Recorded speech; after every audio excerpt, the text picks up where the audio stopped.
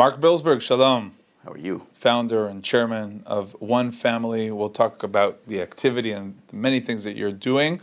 But as you treat the bereaved families and those who are victims of terror and war, first of all, what I understand, before we talk about those who have joined this family of OneFamily throughout this war, this current war, tell us about how this war is affecting those you've been accompanying and helping throughout the years.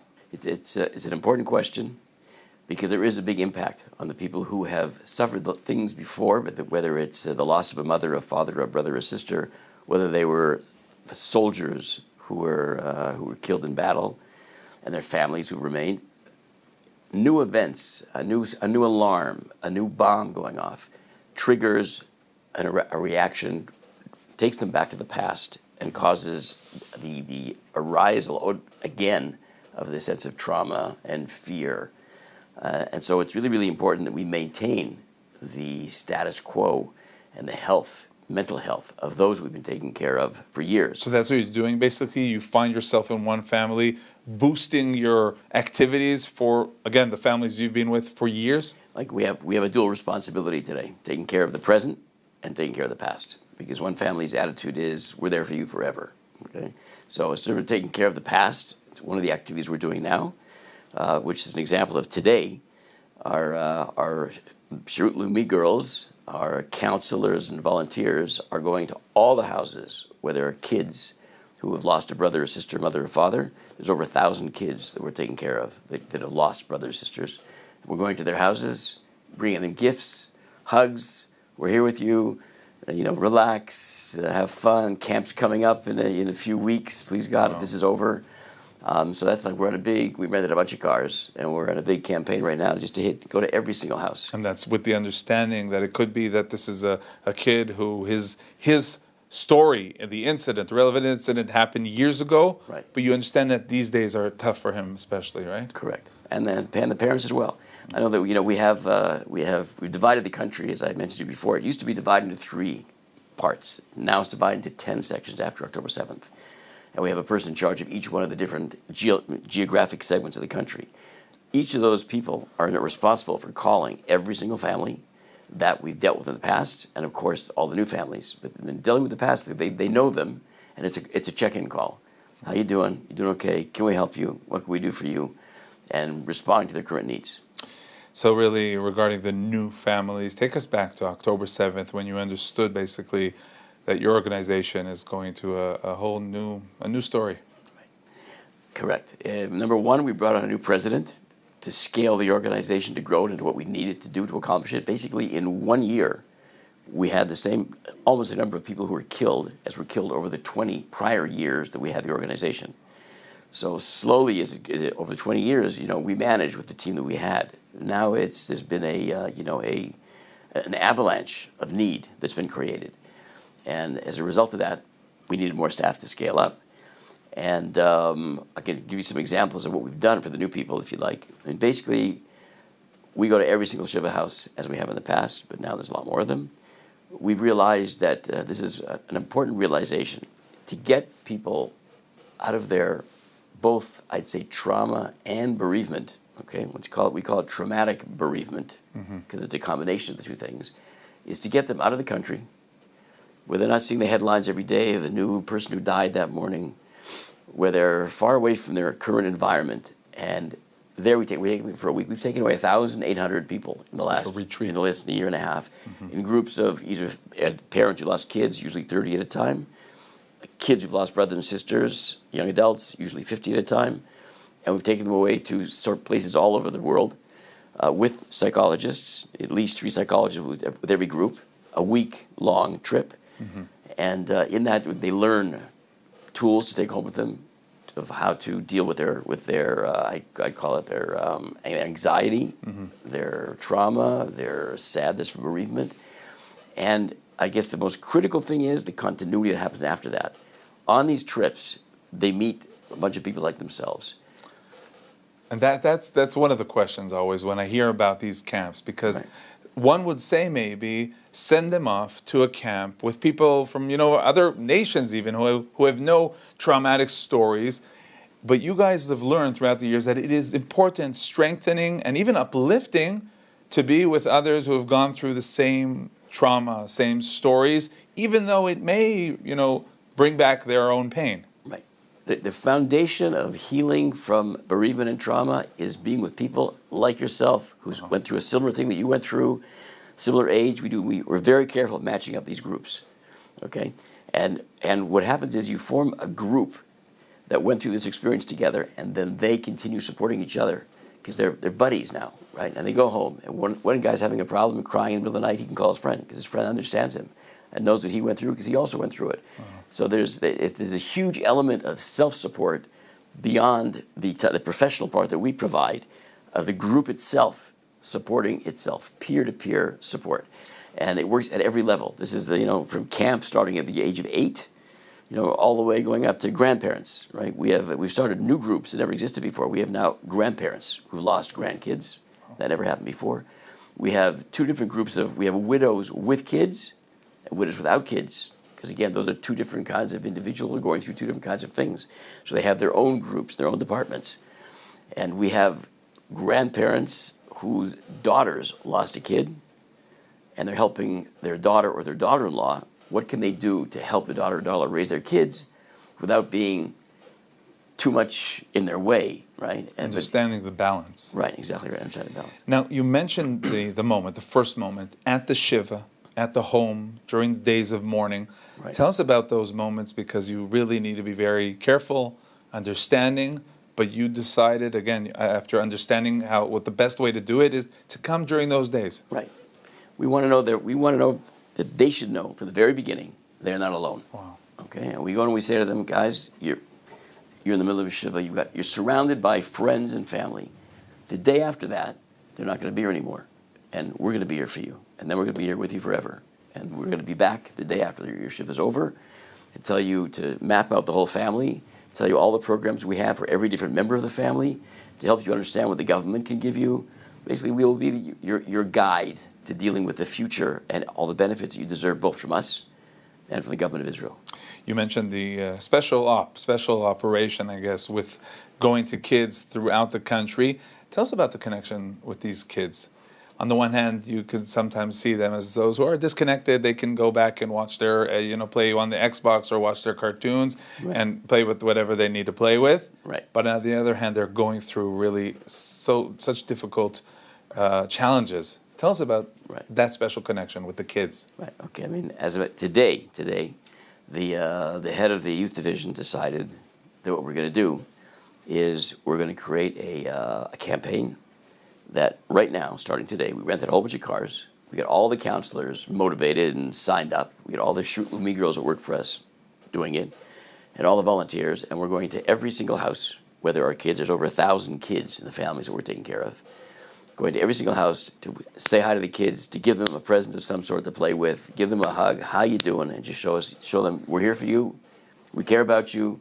Here's my number. If you got any problems, you can call me. You want to help me find your friend from your bunk at camp, et cetera, et cetera. So it's like the principle number one is no one should ever be alone. That's principle number one. And they need to know there's someone there for them at all times. You find yourself inspired by these kids, by these families? Yeah. I can tell you that personally, it's taken a toll. Right? It's taken a toll on me personally. I have my own anxieties. I have my own drugs to help me with my anxieties, because it's when you're doing this all day and you're with these people all day, it affects you. Wow. Right? Not as much as it affects them, but it affects you as well. And just another thing that I've noticed from covering and following and being in contact with so many different families, that one thing we felt before October 7th, that there was a story of a family, of a tragedy, the whole nation were with them. There's so many different stories. I don't even want to start with names. But on October 7th, the quantity, the amount, I think even today suddenly you hear of a story that, if it would happen on its own, would be the biggest story, the tragic story of the nation. How do you deal with the numbers of this tragic day, October 7th? The only way to deal with it in terms of the organization is staffing up, because we know it has to be done family by family, and now it's just a multiple of families, which means you've got to do this. The formula we have down pat. and the formula works. And we've been doing it for 20 years, and we stay in touch with these people throughout, right? And we're still, even an example like from today, right? We had a kid who lost his father when he was 6 years old. He's been with us in our camp since he was 7. Okay, he's been with us throughout, and through all the different divisions as he grew up. Then he joined the unit in the army where you go into the Arab territories. What's it called? When you go into the Arabs dressed like an Arab. Starvim. Right, he went to Starvim. Okay, and now he lost a leg. Wow. Recently in the war. We're still in touch with him, like all the time. You know, he called me today, whereas he's got a particular problem, like whatever. Without going into it, how do we solve his problem? We're involved in helping him find the right doctors and for where to live, and it's an intimate relationship that every counselor has with his kids, who he is responsible for throughout. Right? Now, one thing that I understood is that you guys define one of your inspirations, actually a book written by the president of Facebook. Tell us about that. Correct. Sheryl Sandberg, very famous, probably the most successful female entrepreneur in America. Successful both, I guess, financially and to the company that she built. Unfortunately, her husband, they were on vacation, probably 2014. And her husband didn't show up. They went to the beach with the kids. The husband never came back. And after many hours, they went searching for the husband. They found him. He was dead in the gym. He'd fallen off the treadmill. He was dead. She went through a very difficult time. She had her own psychologist, and to help her get herself back to herself. And then they wrote a book. Her and the psychologist together wrote a book, and it's called Option B. And it turns out that her book and everything she describes is exactly what we've been doing the whole time. Which means? And I boiled it down to the 10 Commandments, okay? Her 10 Commandments, which is, it helped us focus. It's everything we're always doing, but it helped us create the focus, okay? And the first thing is, no one should be alone. And the next thing is that nobody else does. The first thing, that you can't solve their problem without solving their financial problem, okay? So it's not like a psychologist who can just go in and deal with their psychological. We need to also know that we can solve their immediate financial issues. So half of the money that we've spent, right, we spent over $100 million over these years. Half of that money was financial support to families who just simply couldn't get, their husband was killed, they haven't got the money, the government doesn't pay them anywhere near enough, they can't pay the bills. So the next thing is solving their financial problems. They can then deal with their emotional problems. Right? Then the next thing is finding them groups, okay, creating group therapy for them, finding people who went through exactly what they went through. For kids, it's interesting, she says if you have a family who lost a parent, especially if they lost two parents, like what we've done in the last year, right? There's 108 kids who've lost both parents in the last year and a half. And they're different ages. Some of them are very young, okay, and they've been adopted. So we took away all the families who adopted their nieces and nephews away to Mexico for 2 weeks. The idea is to get the family has to realize this is our new family unit. We have to get used to the new family unit. We have to have joy and happiness and activities in the new family unit. So we've done that now twice with the group that adopted. Then there's a group that are saying, I don't want to be adopted. I'm like 17, 18, 19. I'm going to live alone. We've taken that whole group away to Lapland for a 1-week trip for them to bond with each other, create this community of people like themselves to help them, and just get them out of the country, get them into a brand new space, get them into the snow and to skiing, blah, blah, blah, blah. It's a way to get relief. And then when you come back with a group of people that help you.